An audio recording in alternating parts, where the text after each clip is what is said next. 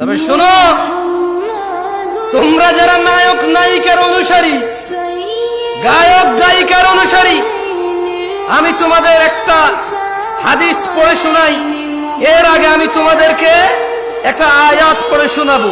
ফাকাদ আতা আল্লাহ, যে আমার রাসূলের মতো খায়, যে আমার রাসূলের মতো পড়ে, যে আমার রাসূলের মতো ভালোবাসে, যে আমার রাসূলের মতো ঘৃণা করে, সাল্লাল্লাহু আলাইহি ওয়াসাল্লাম, ফাকাদ আতা আল্লাহ,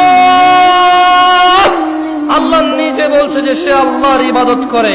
ওয়ামান তাওয়াল্লা, আর যদি কেউ রাসূলের অনুসরণ থেকে মুখ ফিরিয়ে নেয়, ওর নায়কের মতো দেখতে হবে শেভ করে, ওর গায়কের মতো দেখতে হবে শেভ করে, ওর চুল এমনি এমনি কাটবে, অমুক খেলোয়াড়ের মতো দেখতে হবে। আল্লাহ বলছে যে ওয়ামান তাওয়াল্লা, যে রাসূলের অনুসরণ করে না, ফামা আরসালনাকা আলাইহিম হাফিযা, ইয়া রাসূলুল্লাহ, আমি আপনাকে এই সুন্নত বিরোধী লোকগুলোর তত্ত্বাবধায়ক করে পাঠাইনি।